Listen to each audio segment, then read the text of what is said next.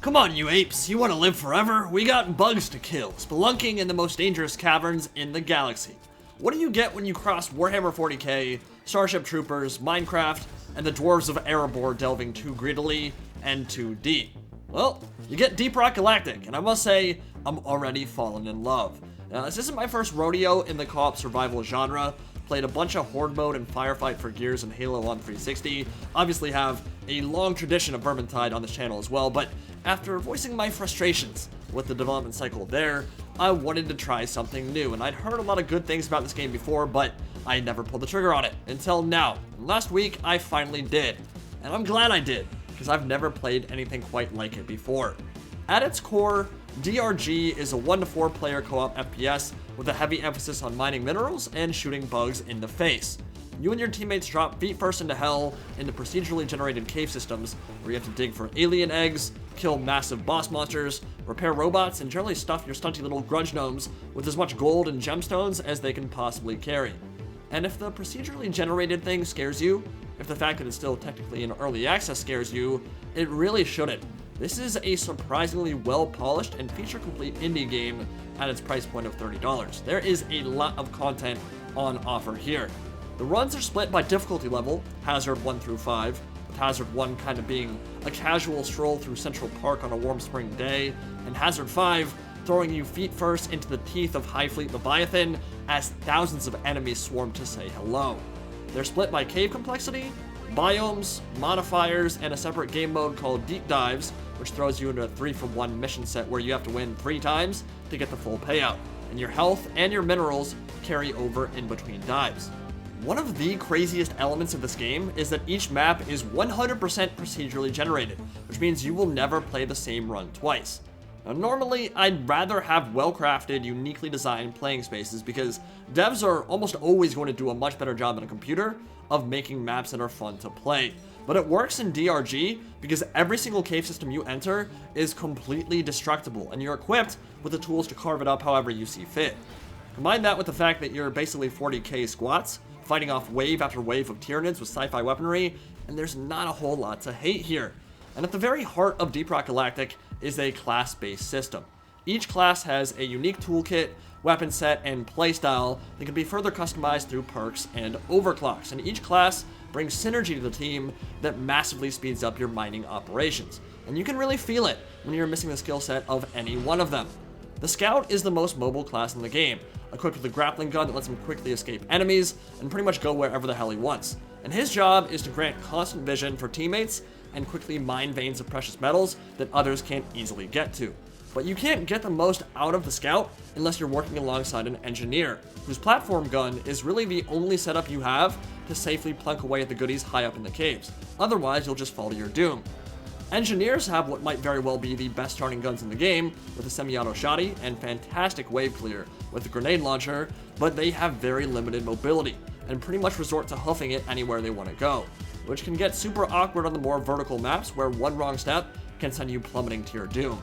They build turrets and provide the tools for other classes to get where they need to be.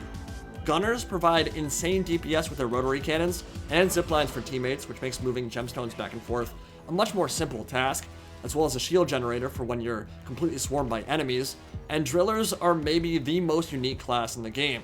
The world is their oyster. They can mold and shape it however they see fit. In some of the more complex cave systems, you can be in a situation where you call in the drop pod to escape, but you'd have to run through, say, 500 meters of tunnels to even get to where you need to go to find pathways to get there. Drillers completely circumvent this issue. They are the fastest way to get from point A to point B. Doesn't matter if there's 500 tons of rock and stone in between you and your objective, just build a tunnel through it. But just like everybody else, their resources, power, and ammunition are pretty limited, so you have to use their kit wisely. And I think this is really what sets DRG apart from most other games in this genre, that you can tackle objectives and kill off waves of enemies pretty much any way you see fit. So you could be making your last stand near the drop pod, right? Knowing you're about to get gobbled up by a huge swarm. And instead of fighting out in the open and kiting, which is a completely viable strategy and is actually sometimes probably the best choice, you can bunker up instead. Dig a huge space in the cave wall behind it, plop some platforms with bug repellent on the ceiling, and force enemies to path around it into a kill zone of turrets and overlapping fields of fire, essentially forming a makeshift fortress carved straight out of stone. You can drill the earth beneath the uplink, digging straight down and creating a vertical cavern bunker that forces enemies through a single tunnel to attack you. But that can get blown up by some of the bigger enemies in the game who can dig right down to you, and then you have no room to move. But sometimes it is the best strategy to do that, and so you always have these options and can completely use the map as your own sandbox. Or you can do the same thing to escape as the horde gives chase. So if you're in a situation where you're getting chased down by a huge horde and you need to get away, you can just dig right through the rock, go through that tunnel, and force all those enemies to chase after you as waves of enemies fill the tunnel behind you, drop satchel charges, and toss explosives into the gap to plug the hole as you run for your lives. So basically, you've got a lot more to think about than mindlessly mowing down hordes of aliens, which, by the way, isn't mindless in the first place, all thanks to a surprising amount of enemy variety in the game. But this essentially puts a huge emphasis on team play and cohesion, because first and foremost, you're running a mining operation. Efficient movement, efficient usage of your gear, and momentum are all key for quickly getting in and out. Because just like in Vermintide, your expeditions are a war of attrition. And if you aren't moving your ass and clearing objectives, you will slowly get worn down to the point you are completely overwhelmed when that final horde breaks through, breaks your team apart, and you start dropping one by one. It's objectively not a good looking game in terms of high graphical fidelity, probably relatively low polygons, right? But that's intentional. What it is atmospheric and immersive. I think you'll notice that the first time you ever take the plunge. The darkness, the flares, the lighting, the amazing soundtrack, it all makes for some really cool vibes and brings out an undeniable charm.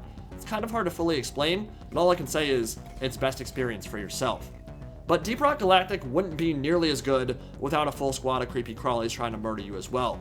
You've got facehuggers that bounce around and can be killed with a single bullet or swipe from a pickaxe. You've got the Glyphid Brood and warriors that kind of serve as the rank and file. There's a whole sub-faction of flyers called Mactera, armored Praetorians, roly-polies designed to separate your team and knock you off ledges, dildo cannons that shoot radioactive jizz, queen mamas that breed little swarms, and a dreadnought class that serves as a boss type in some of the missions. But there are a bunch of others as well, and they all work together to pull your team apart, and their synergy can be exceptionally brutal. For example, there are swarms of jellyfish enemies that electrocute you, slowing down your character and draining your shield, and this makes it a lot easier for the Glyphid swarms and the main warrior brood to tear you a new butthole. Or you might have a Mactera grabber fly you into a cave filled with leeches, only to drop you into the clutches of a hentai monster who yeets you up into the ceiling and starts feeding on your lifeless corpse. So in a vacuum, very few of the enemies are scary by themselves. They don't have a massive amount of HP, they don't do a massive amount of damage in and of themselves, but it's when they start working together to toss you into the swarms of onrushing enemies that things can get hairy real fast. And it only takes a couple hits for your shield to disappear, and then only a couple more for your health to go down to the dry bone. But the enemies are also modified depending on the biome, which range from purple crystalline caverns to desert environments with sandstorms, glacier caves with snowstorms that freeze you, magma lakes, forests of exploding mushrooms, and radioactive wastelands. And it all makes for a very beautiful atmosphere that can get deadly real quick. For example, the armored Praetorian, which typically spits acid vomit, will actually trail a radioactive degen aura on some maps or a freezing field on others. The Goo Bomber can shoot ice on the glacier maps, and the Facehuggers shoot little bursts of electricity if they're in the right biome as well. So in a game that already has upwards of 40 enemy types and specials, when you add the modifiers and biome diversity in as well, there's a lot of stuff to kill and a lot of replayability there. Not to mention the different layouts, terrain pitfalls, and design philosophy that goes into each biome and game mode. And of course, what would a co-op shooter be without the carrot and stick, the grind, the unlocks, and the customization? There are a lot of skins and cosmetics in DRG. You've got mohawks, armor sets, camo patterns for your guns, all that loot. And then there's some RNG in terms of what you drop, but there are assignments that actually allow you to target specific loot. And because you can't drop duplicates of a single item, you're not going to be in a situation where you drop the same shit 4 times in a row, which is a very nice change of pace from some of the other games I've played. And you can custom tailor your weapons and perks exactly as you see fit. You buy it once outright, and then it's done. You can equip and unequip whenever you feel like it. So for example, on my scout, I have the perks that make him run faster so I can kite hordes better, and faster revives on allies so I can use my mobility as a medic and clutch if everybody else goes down. Same thing for the weapons. You can give them more ammo, faster reloads, white phosphorus shells on your shotguns that set enemies on fire, that kind of thing. There's a whole lot of customization there and a whole new world to check out on that side of things. And in terms of late game, it's all about the overclocks and deep dives. So once you've reached level 25 with a class, you can choose to undergo a promotion, which upon completion lets you start tackling the persistent weekly objectives. What separates a deep dive from the core game is that instead of doing one objective then extracting, you have to complete 3 missions in a row, with your ammo, your health, and your minerals carrying over from one to the next. And in Elite Deep Dives, the most difficult game mode in the game, the difficulty gets ratcheted up even further, starting with a Hazard 4 mission at first, which is kind of like the Nightmare equivalent in Deep Rock Galactic, I guess, then moving into Hazard 5, which is the Cataclysm difficulty, and then you'll have modifiers thrown in on top of that.